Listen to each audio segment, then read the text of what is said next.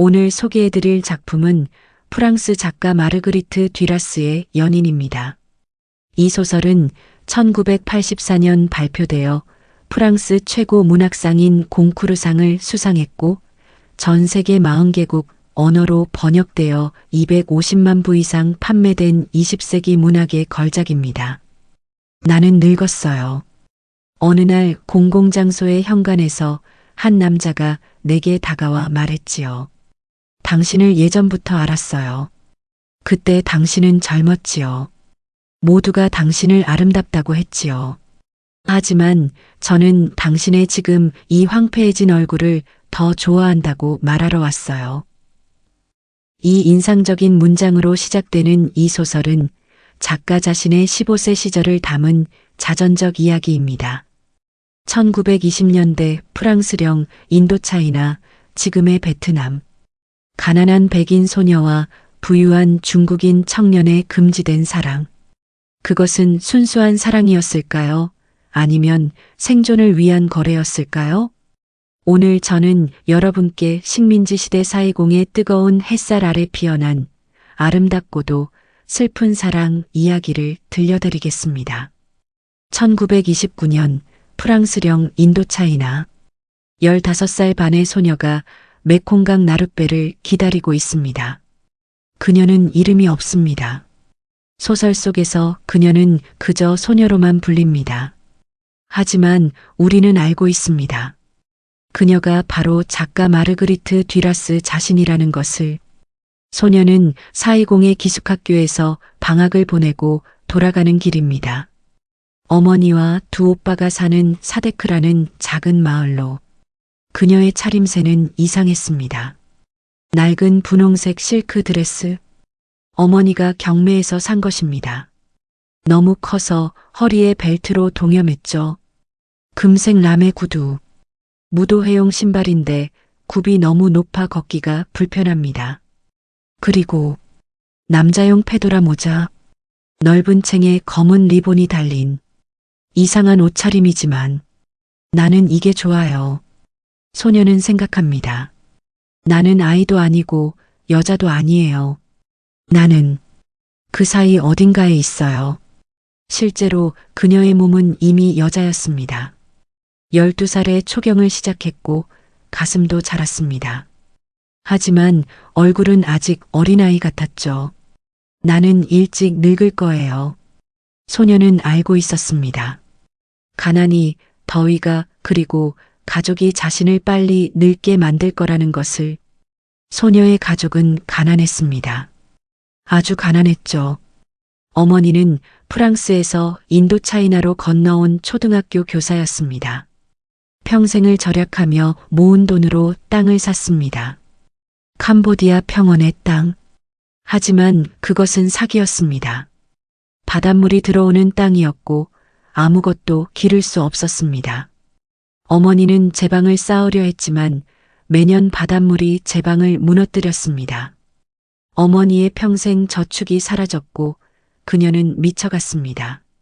내 아버지만 살아있었다면. 어머니는 매일 울며 말했습니다. 아버지는 소녀가 어렸을 때 죽었습니다. 식민지 생활이 그를 병들게 했죠. 가족에게는 새 아이가 있었습니다. 큰오빠 피에르. 그는 아편 중독자였고 도박꾼이었으며 폭력적이었습니다. 어머니는 큰아들을 맹목적으로 사랑했고 그에게 모든 것을 주었습니다. 작은 오빠 폴. 그는 착하고 약한 아이였습니다. 큰오빠에게 맞고 어머니에게 무시당했습니다. 소녀는 작은 오빠를 사랑했습니다. 그리고 소녀, 딸, 아무도 원하지 않았던 아이. 내가 아들이었다면 좋았을 텐데. 어머니는 자주 말했습니다. 소녀는 일찍부터 알았습니다. 이 가족에서 벗어나야 한다는 것을. 그리고 그러기 위해서는 돈이 필요하다는 것을. 메콩강 나룻배 선착장. 뜨거운 햇살이 강물에 반사되어 눈이 부십니다. 소녀는 난간에 기대어 강물을 바라봅니다. 그때 검은 리무진 한 대가 다가왔습니다. 모리스 레옹 볼레. 프랑스 고급 승용차입니다. 당시 인도 차이나에서 이런 차를 가진 사람은 극소수였습니다. 차에서 한 남자가 내렸습니다. 중국인 청년, 27살쯤 되어 보입니다. 그는 완벽한 양복을 입고 있었습니다. 베이지색 토스카니 실크 양복, 영국제 갈색 구두, 금태 안경, 부유함이 온몸에서 풍겼습니다. 그는 소녀를 보았습니다. 남자용 모자를 쓰고 어색한 드레스를 입고 금색 구두를 신은 이상한 소녀를. 하지만 그의 눈에 그녀는 매혹적이었습니다. 어디로 가십니까? 남자가 프랑스어로 물었습니다. 약간의 중국식 억양이 섞여 있었죠. 소녀는 놀라서 그를 쳐다보았습니다. 백인 소녀에게 중국인이 먼저 말을 거는 것은 대단히 무례한 일이었습니다. 당신은 식민지 시대였고 인종적 위계가 엄격했으니까요. 420으로 갑니다. 학교에. 소녀가 대답했습니다. 저도 420으로 갑니다. 제 차를 타시겠습니까? 당신은 누구세요? 저는 초핑이라고 합니다. 420에서 왔습니다. 초핑? 그의 이름입니다. 소녀는 잠시 망설였습니다. 하지만 그녀는 이미 알고 있었습니다. 이것이 기회라는 것을. 좋아요.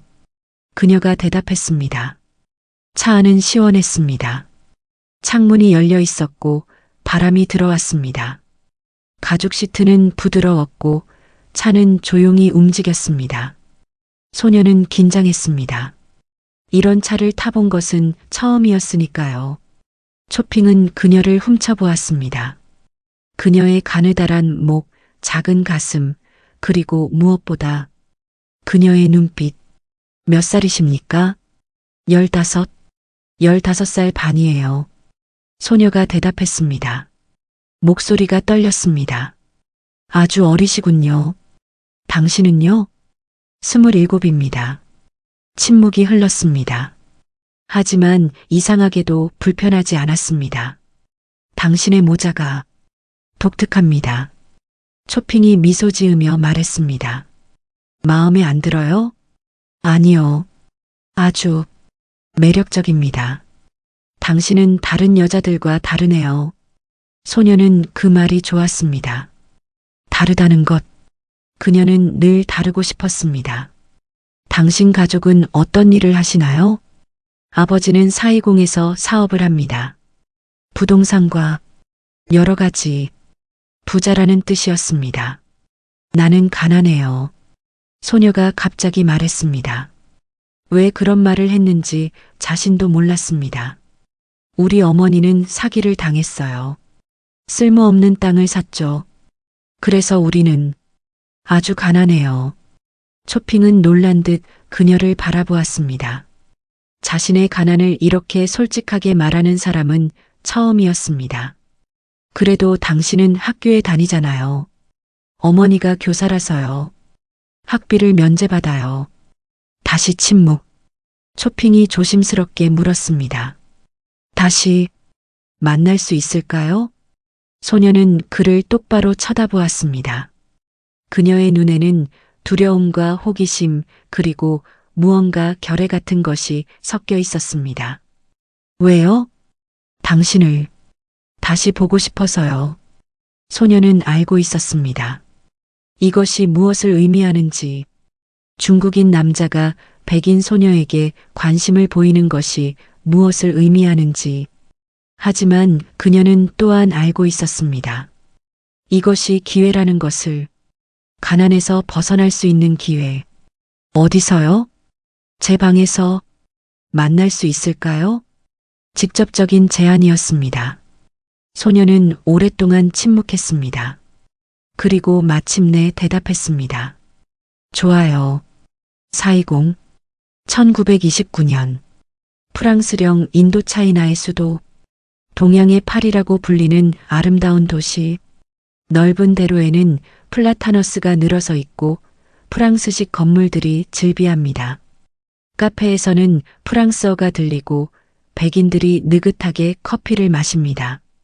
하지만 뒷골목으로 들어가면 다른 세상입니다.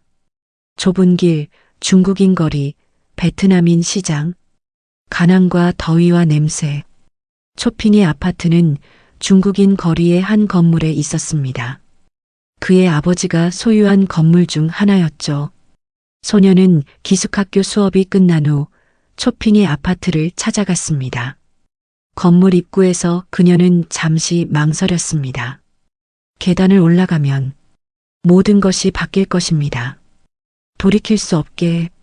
하지만 그녀는 올라갔습니다. 초핑이 문을 열었습니다. 그는 집안복 차림이었고 긴장한 표정이었습니다. 와주셔서 감사합니다. 그의 목소리가 떨렸습니다. 방은 넓고 어두웠습니다. 블라인드가 내려져 있어서 햇빛이 차단되어 있었습니다. 큰 침대가 방 중앙에 있었고 중국식 가구들이 놓여 있었습니다. 앉으세요. 초핑이 말했습니다. 소녀는 침대 끝에 앉았습니다. 그녀의 심장이 미친 듯이 뛰었습니다. 초핑은 그녀 옆에 앉았습니다. 그는 그녀보다 더 긴장한 것 같았습니다. 당신은 아주 아름다워요. 거짓말이에요. 나는 못생겼어요. 소녀가 대답했습니다. 그녀는 자신이 못생겼다고 믿었습니다. 어머니가 늘 그렇게 말했으니까요. 아니에요. 당신은 특별해요. 초핑이 조심스럽게 그녀의 손을 잡았습니다. 그의 손은 부드럽고 따뜻했습니다. 소녀는 그 손을 뿌리치지 않았습니다. 당신은 처음인가요? 초핑이 물었습니다. 소녀는 고개를 끄덕였습니다. 나도 거의 처음입니다. 거짓말이었습니다. 초핑은 420의 유곽을 자주 드나들었습니다. 하지만 이것은 달랐습니다. 이것은 다른 감정이 섞여 있었습니다. 해시태그 첫 번째 밤. 초핑이 소녀의 얼굴에 손을 댔습니다. 부드럽게 마치 깨지기 쉬운 도자기를 만지듯이. 두려워요? 조금 두려워요. 천천히 할게요. 초핑이 그녀의 입술에 키스했습니다. 처음에는 부드럽게, 그러다가 점점 더 깊게. 소녀는 눈을 감았습니다. 이상한 감각이 몸을 타고 흘렀습니다. 초핑의 손이 그녀의 드레스 단추를 풀기 시작했습니다. 천천히 조심스럽게. 아름다워요. 정말 아름다워요. 그가 속삭였습니다. 소녀의 드레스가 벗겨졌습니다. 그녀는 부끄러워서 팔로 가슴을 가렸습니다. 부끄러워하지 마세요. 당신은 완벽해요. 초핑도 옷을 벗었습니다. 소녀는 처음으로 남자의 벗은 몸을 보았습니다. 그들은 침대에 누웠습니다. 초핑이 그녀의 몸을 천천히 탐색했습니다. 그의 입술이 그녀의 목을, 어깨를, 가슴을 훑었습니다. 소녀는 작은 신음을 냈습니다. 통증과 쾌락이 뒤섞인. 아파요? 조금. 하지만 계속해요. 그리고 그들은 하나가 되었습니다. 처음에는 아팠습니다. 소녀는 입술을 깨물며 참았습니다. 하지만 점점 다른 감각이 찾아왔습니다. 이게 사랑인가요? 소녀가 물었습니다. 초핑은 대답하지 않았습니다. 그도 몰랐으니까요. 그날 헤어지기 전 초핑이 봉투를 하나 건넸습니다. 이건 뭐예요? 소녀가 물었습니다. 당신 가족을 위해서요. 봉투 안에는 돈이 들어 있었습니다. 많은 돈. 소녀는 봉투를 바라보았습니다. 수치심과 안도감이 동시에 밀려왔습니다. 그녀는 봉투를 받았습니다. 고마워요. 그 순간 그들의 관계가 규정되었습니다. 이것은 거래였습니다. 그녀의 몸과 그의 돈. 하지만 동시에 그것 이상이기도 했습니다. 그날 이후 소녀는 일주일에 서너 번 초핑의 방을 찾아갔습니다. 처음에는 어색했습니다. 하지만 점점 익숙해졌습니다. 초핑은 그녀를 기다렸습니다. 방은 항상 어두웠고 침대는 정갈했습니다. 때로는 샴페인이 준비되어 있었고 때로는 과일이 놓여 있었습니다. 그들은 말을 많이 하지 않았습니다. 그럴 필요가 없었습니다. 문을 닫으면 그들은 서로에게 달려들었습니다. 굶주린 짐승처럼. 초핑은 그녀의 몸을 탐했고 소녀는 그것을 허락했습니다. 아니, 원했습니다. 당신은 내가 가진 유일한 것이에요.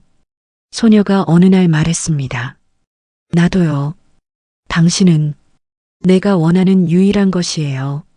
초핑이 대답했습니다. 거짓말이었을까요? 진실이었을까요? 아마 둘 다였을 것입니다. 시간이 지나면서 소녀는 자신의 몸을 발견하기 시작했습니다. 처음에는 그저 참고 견뎠습니다. 하지만 점점 그녀도 느끼기 시작했습니다. 초핑이 그녀를 어루만질 때 그녀의 몸이 반응했습니다. 가슴이 딱딱해지고 배 아래가 뜨거워졌습니다. 여기가 좋아요? 초핑이 그녀의 민감한 부분을 만지며 물었습니다. 네. 아, 네. 소녀는 부끄러웠지만 부인할 수 없었습니다. 초핑은 천천히 참을성 있게 그녀를 이끌었습니다. 그는 그녀가 즐거움을 느끼길 원했습니다. 어느 날 소녀는 처음으로 절정을 느꼈습니다. 그녀의 몸이 활처럼 휘었고 그녀는 소리를 질렀습니다. 자신도 모르게 초핑이 그녀를 꼭 안아주었습니다. 괜찮아요. 괜찮아요. 소녀는 울었습니다. 왜 우는지 자신도 몰랐습니다. 기쁨인지 슬픔인지 아니면 그 모든 것이 뒤섞인 것인지. 이게 사랑인가요? 소녀가 다시 물었습니다. 모르겠어요. 초핑이 정직하게 대답했습니다. 하지만 나는 당신 없이는 살 수 없어요. 그들의 관계는 절대적인 비밀이었습니다.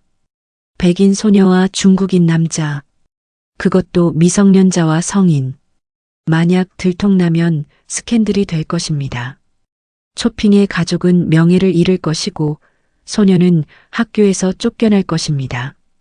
그래서 그들은 조심했습니다. 소녀는 항상 기숙학교 교복을 입고 초핑의 방을 찾아갔습니다. 평범한 학생처럼 보이기 위해서. 초핑은 그녀를 집 밖에서 만나지 않았습니다. 사람들의 눈을 피하기 위해서. 하지만 비밀을 지키는 것은 쉽지 않았습니다. 초핑의 아버지는 420의 유력한 중국인 사업가였습니다. 그는 아들이 백인 소녀를 만나고 있다는 것을 알게 되었습니다. 420은 좁은 사회였고 소문은 빨리 퍼졌습니다. 그 소녀를 당장 끊어라. 아버지가 명령했습니다. 너는 이미 약혼했다. 중국 하얼빈의 유복한 집안 딸과 너는 그녀와 결혼할 것이다. 하지만 아버지, 더 이상 말하지 마라. 그 프랑스 소녀는 가난하고 미래가 없다. 그녀는 내게 어울리지 않아. 초핑은 아무 말도 할 수 없었습니다. 그는 전통적인 중국 가정에서 자랐고 아버지의 명령에 절대 복종했습니다. 하지만 그는 소녀를 포기할 수 없었습니다. 조금만 더 시간을 주세요.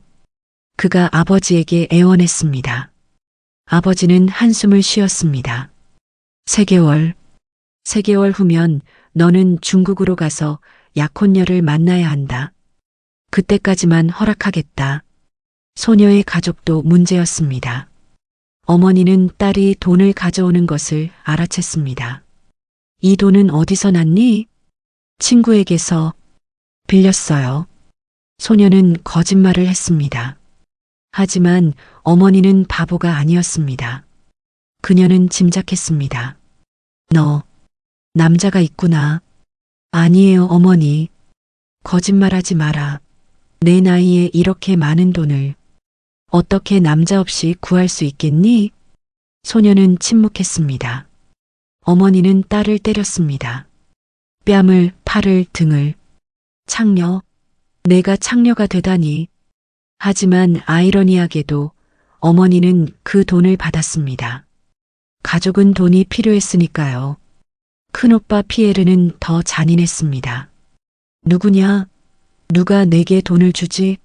말할 수 없어요. 중국인이냐? 우리 여동생이 중국인의 창녀가 되다니. 그는 소녀를 주먹으로 때렸습니다. 피가 났습니다.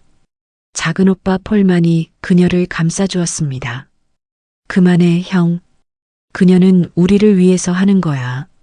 하지만 작은 오빠의 목소리는 너무 약했습니다.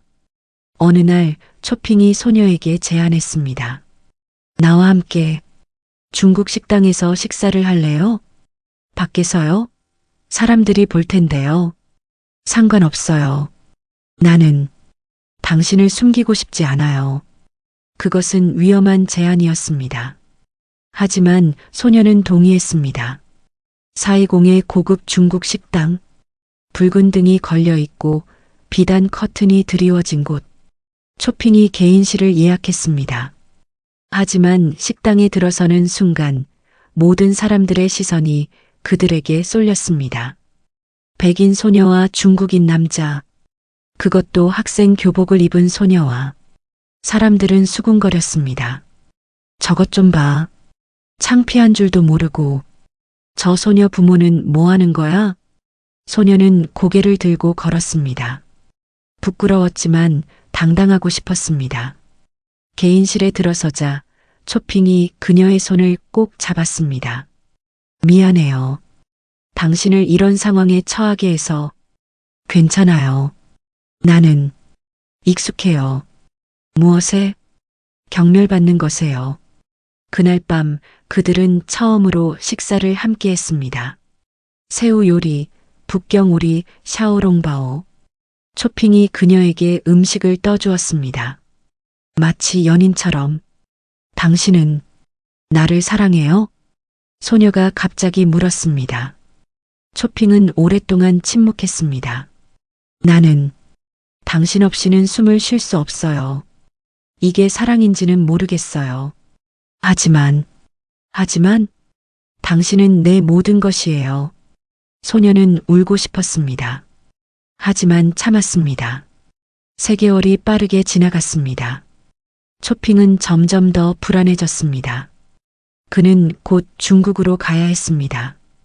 약혼녀를 만나러. 나와 함께 가요. 그가 소녀에게 말했습니다. 어디로요? 중국으로. 아니면 프랑스로. 어디든. 우리 함께 떠나요. 당신 아버지가 허락할까요? 아버지 없이도 우리는 할 수 있어요. 하지만 그것은 불가능한 꿈이었습니다. 초핑은 아버지 없이는 아무것도 아니었습니다. 그의 돈도 그의 지위도 모두 아버지의 것이었습니다. 소녀도 알고 있었습니다. 당신은 갈 거예요. 중국으로. 그리고 결혼할 거예요. 안나. 아니에요. 괜찮아요. 나는 이미 알고 있었어요. 우리가 영원할 수 없다는 것을. 초핑은 그녀를 꼭 안았습니다. 당신을 잊지 않을게요. 평생. 나도요. 그들은 그날 밤 전보다 더 격렬하게 사랑을 나누었습니다. 마지막이 될지도 모른다는 듯이. 초핑이 떠나기 전 마지막 몇 주. 그들은 거의 매일 만났습니다. 마치 잃어버릴 시간을 보상받으려는 듯이. 어두운 방에서 그들은 서로를 탐했습니다. 더 이상 부끄러워하지 않았고 더 이상 조심스럽지 않았습니다. 더 세게 해요. 소녀가 속삭였습니다. 초핑은 그녀의 요구에 응했습니다. 그들의 사랑은 점점 더 격렬해졌고 점점 더 절망적이 되었습니다. 때로 그들은 침대에 누워 서로를 바라보기만 했습니다. 당신의 얼굴을 기억하고 싶어요. 소녀가 말했습니다. 나도요. 당신의 모든 것을. 초핑의 손가락이 그녀의 얼굴을 천천히 훑었습니다. 이마, 눈썹, 코, 입술. 완벽해요. 당신은 완벽해요. 거짓말이에요. 나는 보잘것없어요. 아니에요. 당신은 내가 만난 가장 아름다운 사람이에요. 쇼핑이 떠나기 일주일 전 그는 소녀의 가족을 식사에 초대했습니다. 고급 프랑스 식당, 어머니, 큰오빠, 작은오빠, 그리고 소녀. 쇼핑은 완벽한 양복을 입고 나타났습니다. 그는 공손했고 예의 바르게 행동했습니다. 하지만 분위기는 얼어붙었습니다. 어머니는 쇼핑을 경멸하는 눈빛으로 바라보았습니다. 중국인 주제에 라는 말이 그녀의 눈에서 읽혔습니다. 큰오빠 피에르는 노골적으로 적대적이었습니다. 당신은 내 여동생에게 무엇을 원하는 거요? 저는 그녀를 존경합니다. 쇼핑이 조심스럽게 대답했습니다. 존경? 피에르가 비웃었습니다. 존경이라고? 돈으로 여자를 사는 것이 존경인가? 형? 작은오빠 폴이 말렸습니다. 소녀는 고개를 숙이고 있었습니다. 수치심에 죽고 싶었습니다. 쇼핑이 봉투를 꺼냈습니다. 두꺼운 봉투. 이것은 제 감사의 표시입니다. 어머니의 눈이 봉투에 고정되었습니다. 그녀는 망설이다가 결국 그것을 받았습니다. 고맙습니다. 어머니가 건조하게 말했습니다. 그 순간 모든 것이 명확해졌습니다. 이것은 사랑이 아니었습니다. 이것은 거래였습니다. 돈과 몸의 교환. 하지만 소녀는 알고 있었습니다. 그들 사이에는 그 이상의 무언가가 있었다는 것을. 쇼핑이 떠나기 전날 밤, 소녀는 마지막으로 그의 방을 찾았습니다. 방은 평소와 같았습니다. 어두웠고 고요했습니다. 하지만 모든 것이 달랐습니다. 이것이 마지막이니까요. 그들은 옷을 벗었습니다. 천천히 서로를 바라보며 당신을 잊지 않을게요. 나도요. 그들은 침대에 누웠습니다.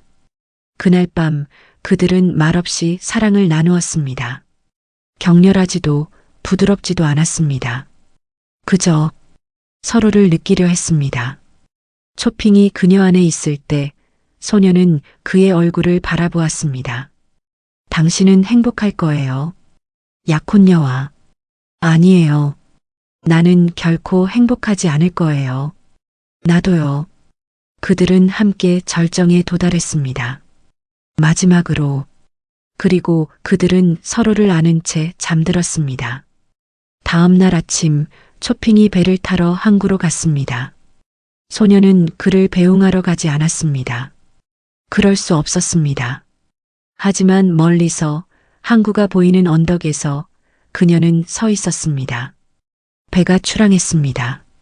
검은 연기를 내뿜으며 소녀는 울지 않았습니다. 눈물이 나오지 않았습니다. 그녀는 그저 서 있었습니다. 오랫동안. 안녕, 쇼핑. 그녀가 중얼거렸습니다. 내가 사랑한 유일한 사람. 몇 개월 후 소녀의 가족은 프랑스로 돌아갔습니다. 어머니는 은퇴했고 그들은 파리 근교의 작은 아파트에서 살았습니다. 소녀는 작가가 되기로 결심했습니다. 글을 쓰는 것만이 그녀가 할 수 있는 일이었습니다. 그녀는 쇼핑에 대해 쓰고 싶었습니다. 하지만 아직은 아니었습니다. 너무 아팠으니까요. 작은 오빠 폴이 27살에 죽었습니다. 폐렴으로. 소녀는 오빠의 침대 옆에서 밤을 새웠습니다. 미안해, 누나. 내가 너무 약해서. 폴이 마지막으로 속삭였습니다. 아니야. 너는 이 가족에서 유일하게 좋은 사람이었어. 폴이 죽었을 때 소녀의 무언가도 함께 죽었습니다. 세월이 흘렀습니다. 소녀는 여자가 되었고 그리고 작가가 되었습니다. 그녀는 다른 남자들을 만났습니다. 사랑도 했습니다. 결혼도 했습니다. 하지만 초핑만큼 강렬한 감정은 다시 느끼지 못했습니다. 첫사랑은 영원히 가장 강렬한 거예요. 그녀는 친구에게 말했습니다. 1950년대 어느 날 그녀는 초핑의 소식을 들었습니다. 그는 결혼했고 아이들을 낳았습니다. 사업을 이어받아 성공했습니다.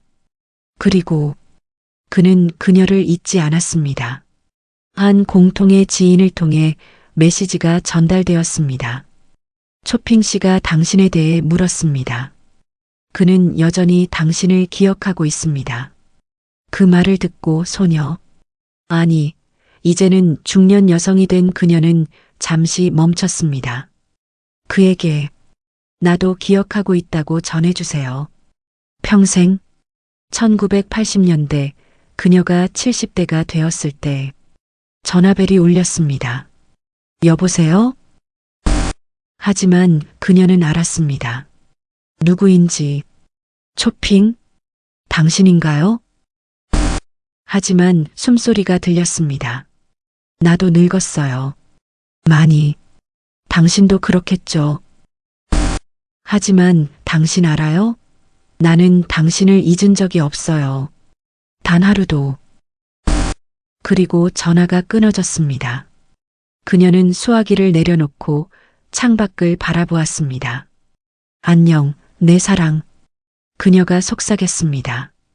우리의 사랑은 영원했어요. 1984년 마르그리트 듀라스는 70세의 나이에 연인을 출판했습니다. 그것은 자신의 15세 시절 이야기였습니다. 50년 넘게 가슴속에 묻어두었던 왜 이제야 쓰셨나요? 기자가 물었습니다. 이제야 쓸 수 있었어요. 듀라스가 대답했습니다. 너무 오래 아팠으니까요. 하지만 이제는 괜찮아요. 이제는 그것이 아름다웠다는 것을 알아요. 그것이 사랑이었나요? 모르겠어요. 하지만 그것은 내 인생에서 가장 강렬했던 순간이었어요. 책은 베스트셀러가 되었고 40개국 언어로 번역되었습니다. 수많은 사람들이 그 이야기에 공감했습니다. 첫사랑의 아픔, 금지된 욕망, 그리고 영원히 잊히지 않는 기억. 초핑은 실제로 존재했나요? 예. 그는 실제 인물이었어요. 그를 다시 만났나요? 아니요.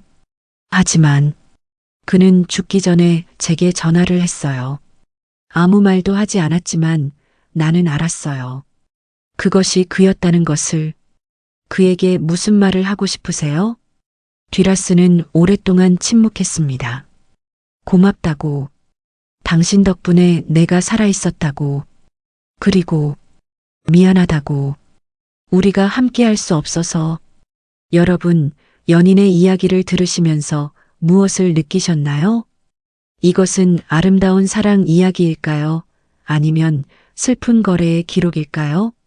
아마도 둘 다일 것입니다. 듀라스는 이 소설에서 우리에게 묻습니다. 사랑과 욕망의 경계는 어디인가? 순수한 감정과 물질적 필요가 뒤섞일 때 그것은 여전히 사랑일 수 있는가? 소녀는 돈이 필요했습니다. 가족을 위해, 자신의 미래를 위해. 그래서 그녀는 초핑을 만났습니다. 초핑은 그녀의 몸을 원했습니다. 그 어리고 신비로운 백인 소녀를. 그래서 그는 돈을 주었습니다. 하지만 시간이 지나면서 그것은 단순한 거래 이상이 되었습니다. 그들은 서로를 필요로 했습니다. 육체적으로뿐만 아니라 정서적으로도. 소녀에게 초핑은 탈출구였습니다. 가난과 가족의 폭력에서 벗어날 수 있는. 하지만 그는 또한 그녀를 이해해주는 유일한 사람이었습니다. 초핑에게 소녀는 금지된 열매였습니다. 가질 수 없는 것. 하지만 그녀는 또한 그를 진정으로 보는 유일한 사람이었습니다. 그의 돈이나 지위가 아니라 그 자체를. 이 소설은 또한 식민지 시대의 복잡한 인종관계를 보여줍니다. 백인과 아시아인 사이의 사랑은 금기였습니다. 백인은 지배자였고 아시아인은 피지배자였으니까요. 하지만 경제적으로는 역전되었습니다. 초핑은 부자였고 소녀는 가난했습니다. 이 뒤틀린 권력 관계가 그들의 사랑을 더욱 복잡하게 만들었습니다.